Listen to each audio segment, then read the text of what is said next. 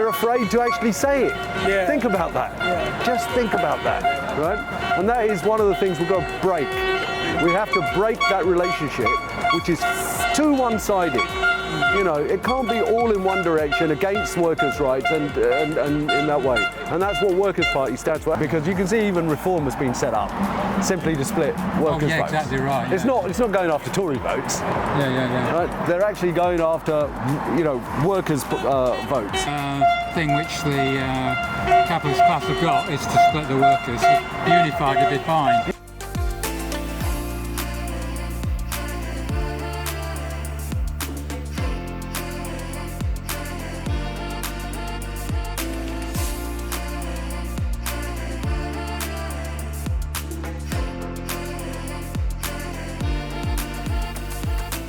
When you come from a working class background, and you know, everybody's a worker, anybody. So this is the key thing that's changed in our society now.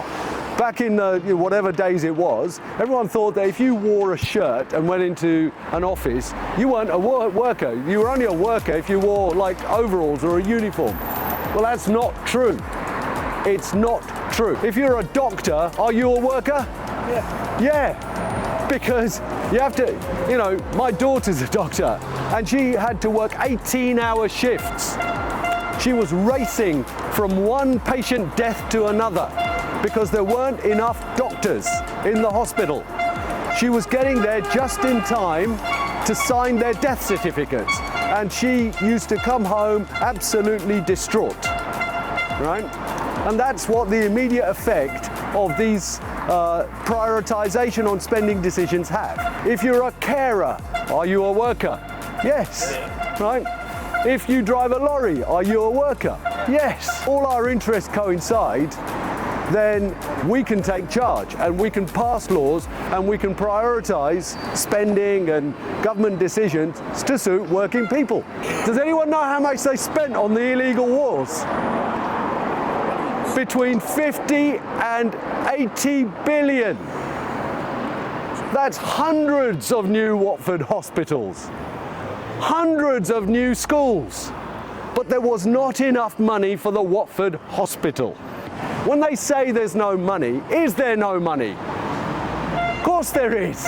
There's plenty of money. There's billions. With that 80 billion, we could have rebuilt the Watford Junction station. We could have renewed the flipping high-speed rail link. We could have done loads. We could have had new universities. We could have had so much, and all the benefit for that would have gone to who? Us. The working people of Britain. Anyone know how much they spent on the COVID contracts? A number, pick a number, somebody shout a number. 1 billion. 1 billion, that's a big number. Another number. 10 million. 10 million, that's a small number, right? Half a billion. 370 billion. Did you know that? You didn't, because you would have said it, right? Why don't you know it?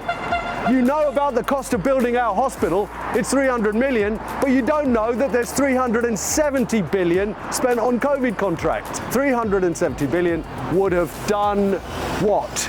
It would have built high-speed rail throughout the UK. It would have renewed and rebuilt every single hospital that we needed to rebuild. It would have rebuilt every school that we needed to rebuild. It would have renewed the motorway infrastructure.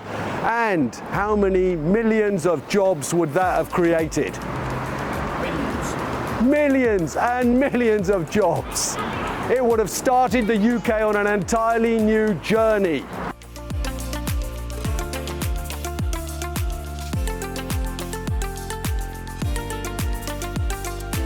Prospective parliamentary candidate for the Workers' Party has just rolled out a whole load of figures about how workers are essentially being ripped off. How did you know those sort of figures that he's just told us, and what do you think of it? No, I didn't know anything about the figures on that, and after knowing about it, it kind of makes you want to Google it more and find out what else we don't know about, to be honest.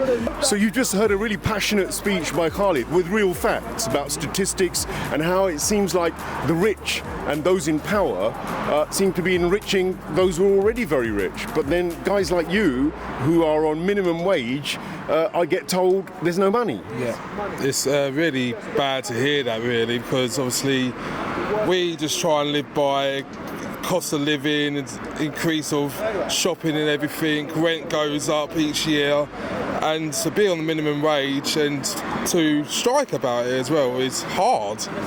Government policy is get paid less to do more. So it just doesn't work in terms of the interests of the people involved, and they just can't. They've been driven down so low now that they just can't take it any further. So much of it, the reaction you've had the last 2 years is desperation. People have been so deprived, and all our services cut. 14 years of austerity have just come to an end of the road now, because if we go any lower, you're in danger of, our social system collapsing altogether. We're asking for the London living wage.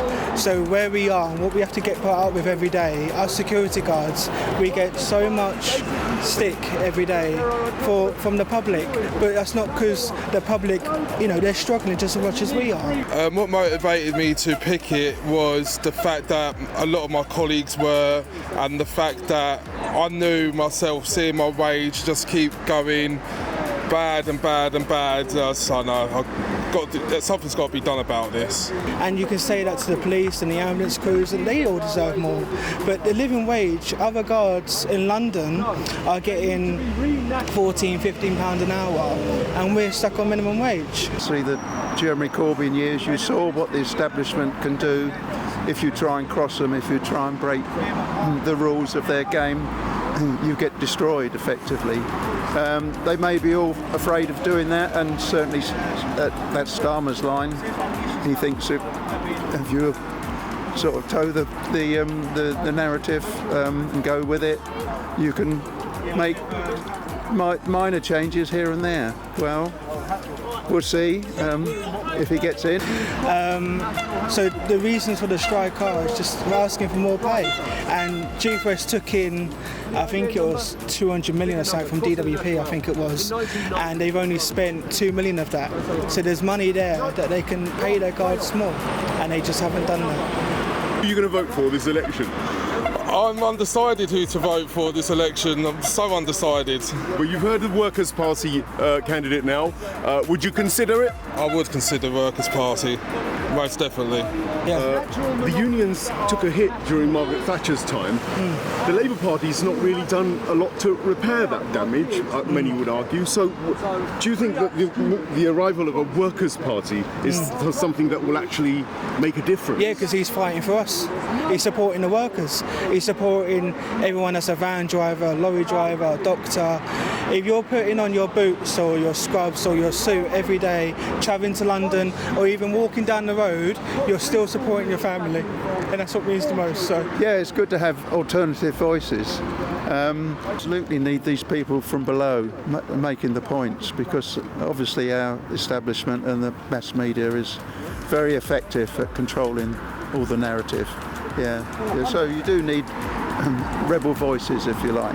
Well, I consider it as a possibility in terms of looking at the best of the parties available in Watford. Definitely I would consider looking at the polls. I've got a copy of your manifesto from your website. I've been looking at the different sort of manifestos from all the different political parties, and certainly as far as the party standing in Watford, by far help towards workers, the Workers' Party is by far the best for workers. Yeah. So will you think of voting for Workers' Party? yeah, definitely. Good. Because he's supporting us. He's supporting the workers. Thank you very much. Thank Cheers. you. Thank you.